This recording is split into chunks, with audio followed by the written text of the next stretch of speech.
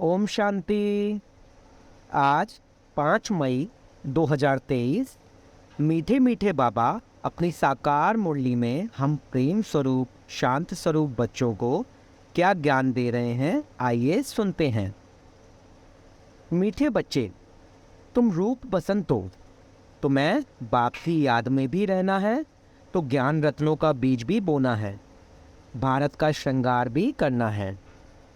मीठे बच्चे, तुम रूप बसंत हो, तुम्हें बाप की याद में भी रहना है, तो ज्ञान रत्नों का बीज भी बोना है, भारत का श्रृंगार भी करना है।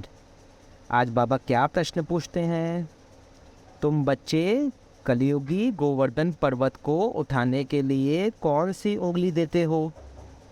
उत्तर है पवित्रता की। पवित्रता की प्रतिज्ञा करना ही जैसे उंगली देना है। पवित्रता नहीं है तो भारत का हाल देखो क्या हो चुका है। पवित्रता है तो पीस प्रॉस्पेरिटी सब है। इसलिए श्रीमत पर आग और कपूस इकट्ठे रहते भी पवित्र बनना है, घर बार का संन्यास नहीं करना है। आज का गीत, आने वाले कल की तुम तकदीर हो। ओम शांति। माताओं ने, सभी सजनियों ने यह गीत सुना।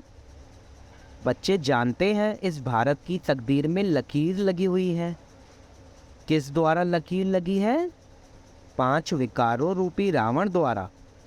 अब फिर तुम बच्चे भारत की तकदीर बना रहे हो। तुम हो शिव शक्ति माताएं। जब ज्ञान सागर आते हैं तो माताओं के ऊपर कलश रखते हैं। तुम बच्चे जानते हो हम भारत की तकदीर बनाने अर्थात भारत को स्वर्ग बनाने वाले हैं। तुम बाप की सेना हो, बाप के घर की शोभा हो। माँ बाप के पास बच्चा नहीं होता है तो घर जैसे सूना लगता है। अब यह दुनिया सोनी सोनी लगती है।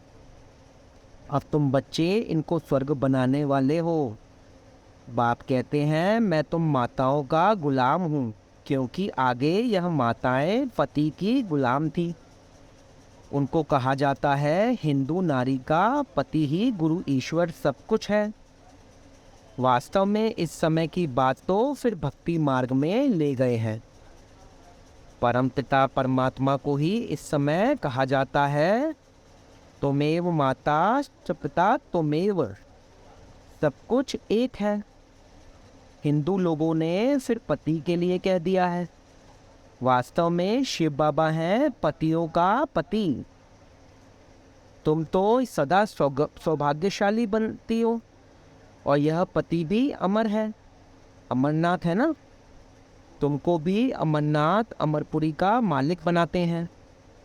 ऐसे पति को बहुत याद करना है जो तुमको पढ़ाकर स्वर्ग का मालिक बनाते हैं। ऐसे पति को भूलने से रोना आ जाता है। बाप कहते हैं क्या तुम्हारा साजन मर गया है जो तुम रोती हो? तुमको तो अभी सदैव हर्षित मुख रहना है।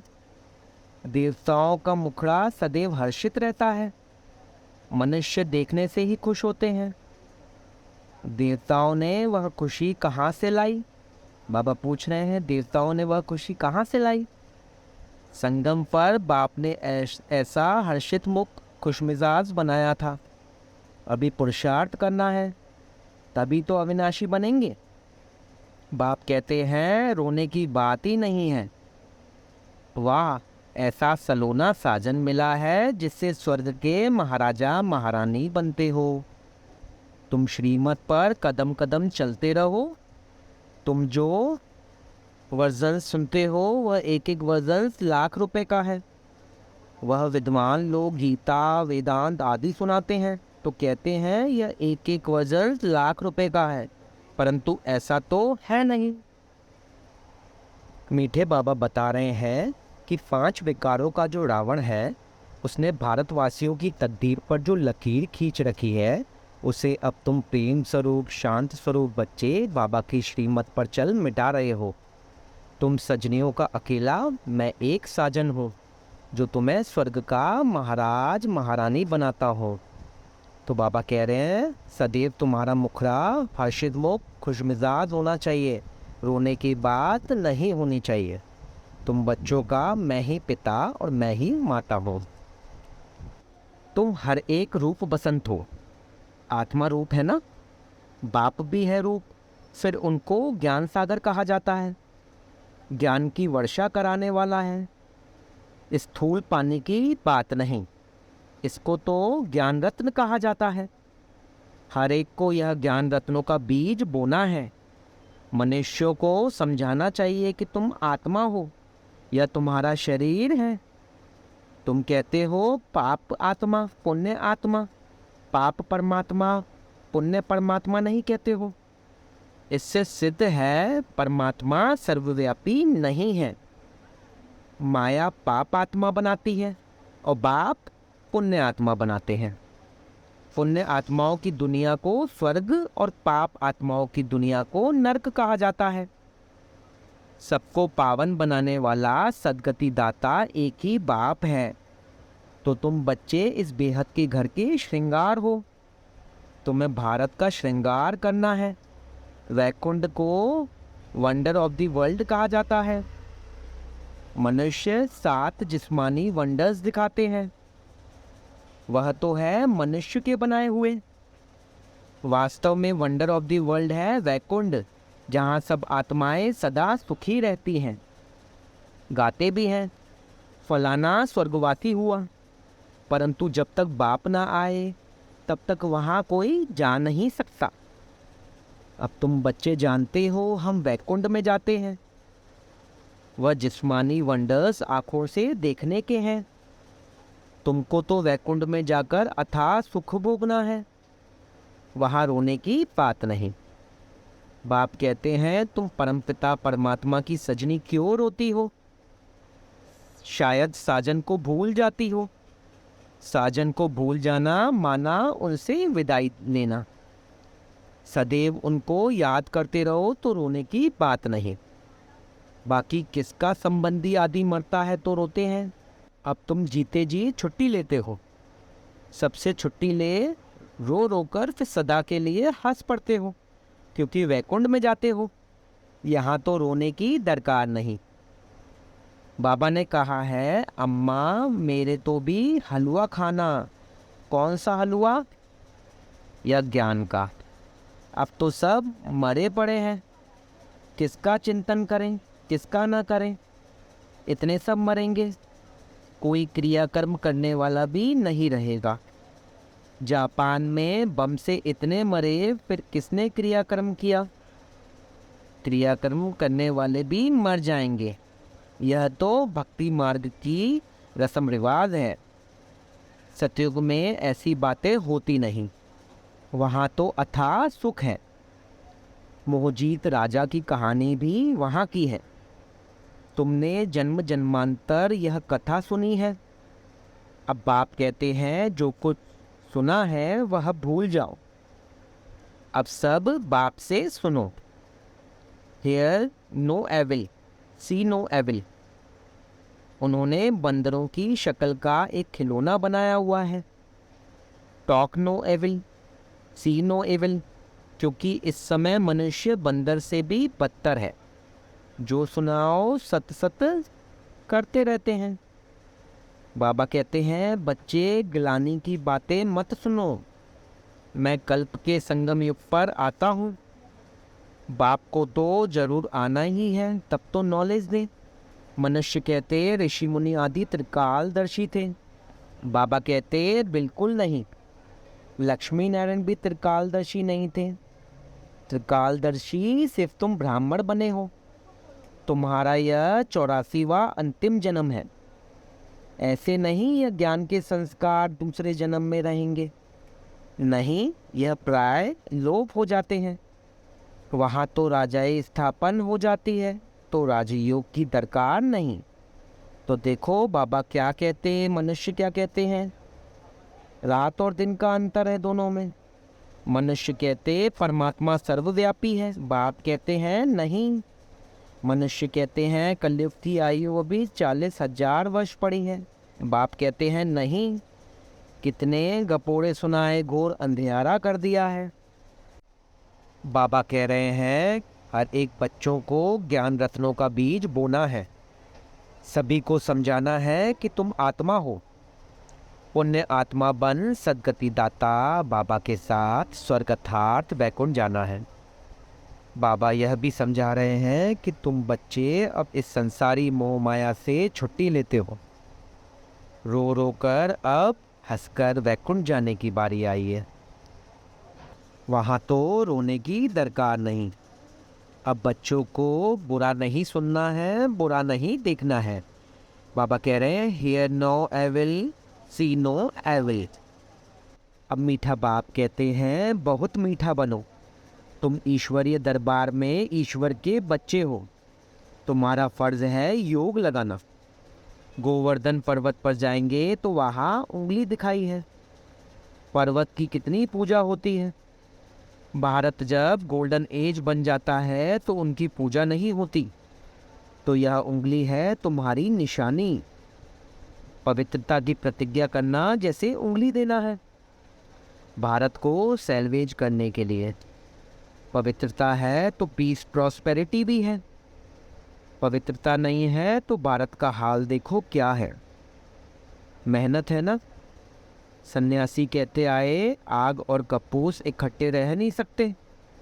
शास्त्रों में ऐसा है। परंतु तुम सन्यासियों को कह सकते हो कि हम कैसे आग कपूस इकट्ठे रहते पवित्र रहते हैं। सन्यासियों को श्रीमत थोड़े ही मिलती है। हम तो अब बाप की श्रीमत पर चलते हैं।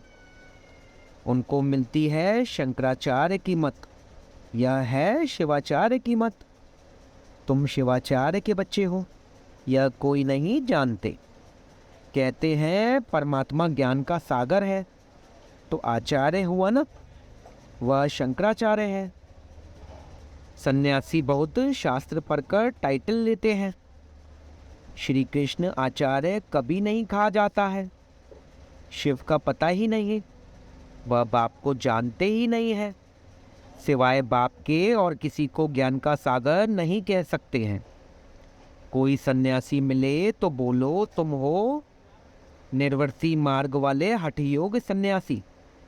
हम हैं प्रवृत्ति मार्ग वाले राजयोगी। तुम राजयोग सिखला नहीं सकते हो। तुम हो रजोगुणी, क्योंकि शंकराचार्य आते ही हैं द्वापर में। तुम्हारा है हठयोग कर्म संन्यास। वास्तव में कर्म संन्यास तो होता ही नहीं है। अब तुम बच्चों को डायरेक्शन ही कुछ और मिलता है। मनुष्य चाहते हैं शांति में रहें। बोलो अच्छा अपने को इन ऑर्गन से डिटैच कर दो। परंतु सिर्फ डिटैच करने से ही फायदा नहीं होगा। डिटैच हो फिर मुझे याद करो तो विकर्म विनाश होंगे। शांति तो तुम्हारे गले का हार है। आत्मा का स्वधर्म है शांति। हम आत्माएं मूल वतन में साइलेंस में रहती हैं। फिर सूक्ष्म वतन में है मूवी। यह है ताकि स्थूल वतन। तुम बच्चों ने साक्षात्कार किया है। बाबा ने जास्ती देखा है। मम्मा ने तो कुछ भी नहीं देखा, कभी भी ध्यान में नहीं गई। ज्ञान में कितनी तीखी गई। यह ध्यान की आश भी नहीं रखनी चाहिए। मम्मा देखो बगैर ध्यान के कितने आगे नंबर लेती हैं। पहले श्री लक्ष्मी फिर श्री नारायण। इनके लिए लिखा हुआ है अर्जुन को विनाश स्थापना का साक्षात्कार हुआ। इस रथ में रथी शिव बाबा बैठ नॉलेज सुनाते हैं। इस रथ को भी नॉलेज उनसे मिलती है। यह खुद भी गीता पढ़ते थे, बहुत कथा करते थे। अब वंडर लगता है शास्त्रों में क्या क्या है। बाप कहते हैं यह पढ़ा हुआ सब भूल जाओ, सुनो नहीं, देखते हुए नहीं देखो। बस हम तो जाते हैं बाबा के घर स्वीट होम। जब तक गाइड तथा लिबरेटर न आए तब तक कोई जा नहीं सकता। पंडा और मुक्तिदाता तो एक ही बाप है। दुखों से मुक्त कर देते हैं, इसलिए उनको सद्गति दाता कहा जाता है। वह है मनुष्य सृष्टि का बीज रूप, सुप्रीम सोल। निराकारी दुनिया है आत्माओं के रहने का धाम। ऐसे नहीं कि ब्रह्मा परमात्मा है, उसमें आत्माएं लीन हो जाएंगी। कितनी वंडरफुल बातें हैं। तुम्हारा 84वां जन्म का पाठ अविनाशी है, यह कब मिट नहीं सकता। सृष्टि अनादि रची हुई है। सत्युग को नई सृष्टि कहा जाता है, अब है पुरानी सृष्टि। बाकी सृष्टि कोई विनाश नहीं होती। बाप आते ही है पतित सृष्टि को पावन बनाने। सृष्टि तो है ही है। 84 जन्म तो जरूर देवताओं के ही होंगे, फिर कम होते जाते हैं। फिर कृष्ण आदि का भी हिसाब निकल सकता है। वास्तव में भारतवासियों की जनसंख्या बहुत होनी चाहिए, परंतु और धर्मों में कन्वर्ट होने कारण कम हो गए हैं। नाम ही हिंदू रख दिया है। बाप कहते हैं मैं आता ही तब हूँ जब मुझे ब्रह्मा द्वारा देवी देवता धर्म की स्थापना करनी है। शंकर द्वारा विनाश, फिर जो स्थापना करते हैं वही पालना करेंगे। गांधी जी को भी जिन्होंने मदद की, मेहनत की, आज बहुत सुखी हैं। वहाँ सुखी तो सब बनेंगे। बाकी पद में फर्क पड़ जाता है।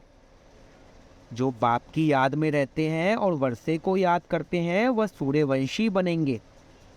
कम याद करेंगे तो चंद्रवंशी, नहीं तो फिर प्रजा, दास दासियां आदि तो बहुत चाहिए ना। बाप ने समझाया है योग बल से ही कोई भी विश्व का मालिक बन सकता है। तुम हो योग बल की अहिंसक सेना। क्रिश्चियन को भी इतना बल मिल जाए तो विश्व के मालिक बन सकते हैं, परंतु लॉ नहीं कहता है। वह बंदर की कहानी है ना।